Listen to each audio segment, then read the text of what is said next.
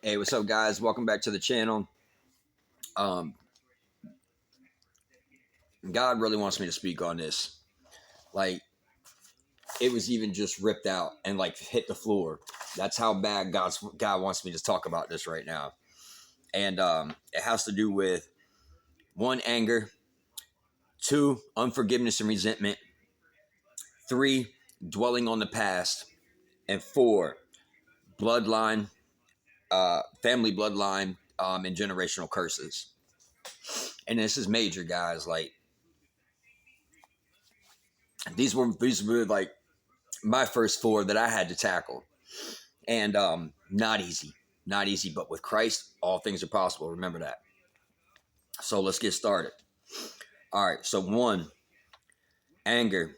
The enemy will try to steal your energy and keep you vibrating on a low basis by doing or saying something to get you mad at them, to think about them or think about people that made you angry in the past. Um, and basically what you want to do to them. Because I don't know about you, but the old me, man, I'd come up with all kinds of different scenarios in my head about how I was going to hurt somebody, or how I was going to take somebody out, or how I wanted to take them out. And that's the enemy all day long, all day long. And not only that, but you wind up keeping your focus on them. You wind up concentrating on that. So for one, you don't step into your purpose. For two, you're dwelling on the past. Three, you have unforgiveness towards that person because it's in the Bible, for it is written, you shall love thy neighbor as thyself.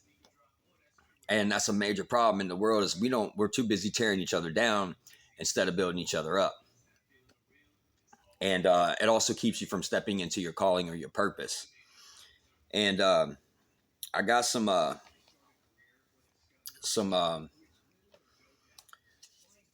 scriptures here for you too. Proverbs 16:18. Pride goes before destruction, and a haughty spirit before a fall.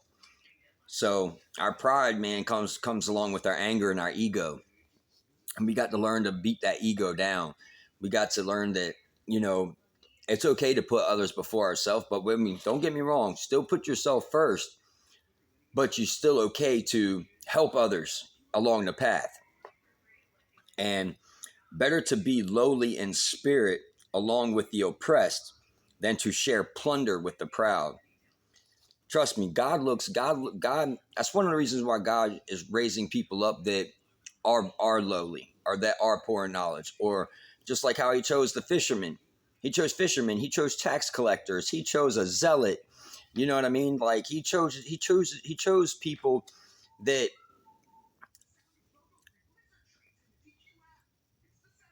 aren't necessarily living for God the right way, gambling and stuff. You know what I mean?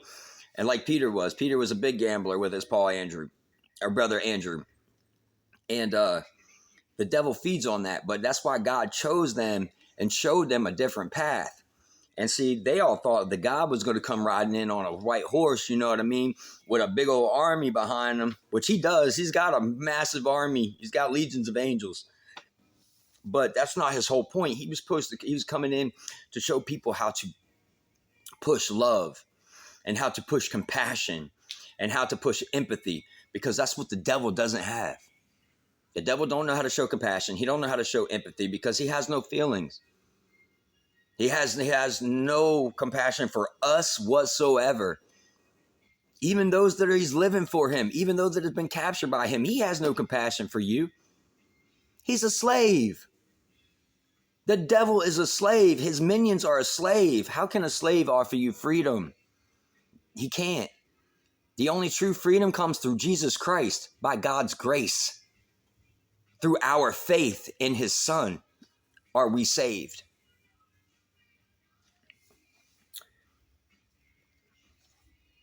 A perverse person stirs up conflict, and gossip separates close friends. A violent person entices their neighbor and leads them down a path that is no good. The one who has knowledge uses words with restraint And whoever has understanding is even tempered. Remember that. To restrain yourself instead of lashing out or reacting, and we stop and think first, because trust me, it's hard to stop and think sometimes. But when you get into that place and you start to get down and dirty with God, He will slow you down. He will bring you to that level to where you're able to do that. Because remember, even fools are thought to be wise if they keep silent, and discerning if they hold their tongues. A false witness will not go unpunished, but a false witness will not go unpunished, and whoever pours out lies will not go free. That's why when people kept trying to come at me about being a false witness or a false prophet and telling me that I'm not John, and that John don't look like this, or John wouldn't look like this, or John wouldn't have a YouTube channel. Well, John would have a YouTube channel because, for one, he's trying to make the gospel go to all ends of the earth. For one, because that's what it says, that the end won't come until every single person hears the gospel, unless the rebellion comes first. And then a hot-tempered person must pay the penalty. Rescue them, and you will if you rescue them, you will have to do it again. So just remember, man, the more you control yourself, the more self-control you have over your body and over your temper, the farther you're going to get. And not only that, but the more people that are going to want to be around you, the more people that are going to want to enjoy your company. Now, I've been taking and doing a lot of research on this myself. Now, recognize that anger is destructive, and anger is unreasonable, and it can damage society. Anger makes you a slave. Big facts. Now, we make way more mistakes when we are angry than we do when we're happy. And anger makes us act in a way that feels gratifying in the short term, but takes us away from our long-term ideals. Anger cannot be slowed down. You don't want to be calm when you're angry, and anger justifies its own existence. That's it. Now, anger is very contagious. I don't care what nobody says. Anger is very contagious, and anger spreads quick. And we have to learn to obtain tranquility. We got to learn to bring that peace in. We got to learn to, when we feel ourselves get ready to get hot and tempered, to go inside, to think about what made us that way, for one, and why we allowed that person to make us that way. Because it's okay to be angry, but not to sin in your anger. That's why Jesus, when he went into the temple, man, he flipped the tables and all that stuff, man. He wasn't sinning in his anger because they were in his house, in his father's house, and turned it into a pigsty. I'd be mad too. Somebody come up in your house and did that. Imagine. Now, this is Roman numerals 2 for me. Recognize your anger triggers and learn to control them. So the best course is to treat your sickness as soon as it becomes apparent, because it is a sickness. Now, at that time as well, giving oneself the least freedom of speech and curbing your emotion. And like I was telling you, it's hard to do. It is, but it can be done. And with practice makes perfect, right, guys? Now, also to be aware of people and situations that make you angry, and to practice mindfulness. Like, so when you're in situations like that, or if you're around a person and you know how you already feel about them, it's just best to not even be around them, period, because you already know that there's that potential chance that it's going to escalate. Now, examples of this is being treated unfairly, responding to time pressures and frustrations, experiencing dishonesty, and encountering threats to self-esteem, running into prejudice, and there's getting attacked. Now, the more mindful we become about our anger, the more we'll be able to slow it down in the earliest stages of its onset. Now, like I was saying, just wait. The greatest cure for anger is to wait that the initial and passionate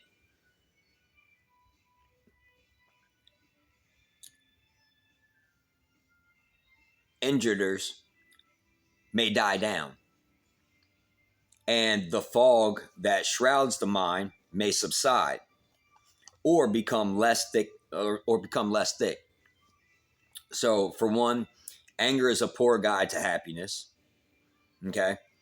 Anger makes you rash and rigid in your thinking.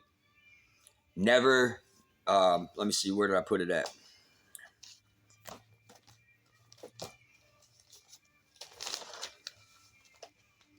Never make a promise when you're happy, and never make a decision when you're sad. Or no, here it is. Never reply when you're angry. Never reply when you're angry, because when you're angry, most of the time you don't come out with the right answer. Trust me, I know, big facts. I burned a lot of bridges doing it. So never reply when you're angry. Anger drives us to confrontation. Anger motivates revenge. And what's it say in the Bible? Vengeance is mine, saith the Lord. Don't repay evil for evil. And retaliation, it wants to make you retaliate. So one of the solutions that I came up with for anger is, whenever you feel you are about to get angry, remove yourself from that situation that is provoking you. And use art, use music to calm you down, or even journal. Journaling's a big help, because then you can go back and you can read what made you angry, and then you can break that down. And when you break it down, you can think about, okay, how can I change this? How can I change my mindset? How can I help myself? If I have to be around this person, like somebody that I might be working with, or if I'm in school, how can I be around this person without letting them get me to that stage? And if you ask God and you pray about it, God will reveal the answer to you. I promise you this. I promise you. I don't make a promise I can't keep, and I mean that. But expressive theory encourages people to yell, to scream, pound pillows, and to get out their anger that's built up in them. Go to the gym, go get a boxing, go get a punching bag. Go get you a punching bag. That's one of the best things to do. Even pillows. If you can't get a punching bag, use pillows. Use your bed. Use the floor. I'm telling you, just don't use nothing concrete. I had a bad habit with that. That's why these are so big like that now. Don't do the concrete. And then creative arts therapy. I love this one. You can start by drawing or painting, but what I would do is I would like to go get a big bed sheet, put it up on a clothesline, right? Get buckets of paint, different colors of paint, and just either take your hand or take a paintbrush, splatter it on there, man. Just go crazy, you know what I mean? Pull like a Picasso, man, and just take a picture of it afterwards, and then throw it in the trash if you want, or save it. You never know; it might be a work of art. Just saying. Don't take my word for it, but try it out. And deep breathing. Deep breathing is a big key, man. And I have a problem with this still, even now, is deep breathing.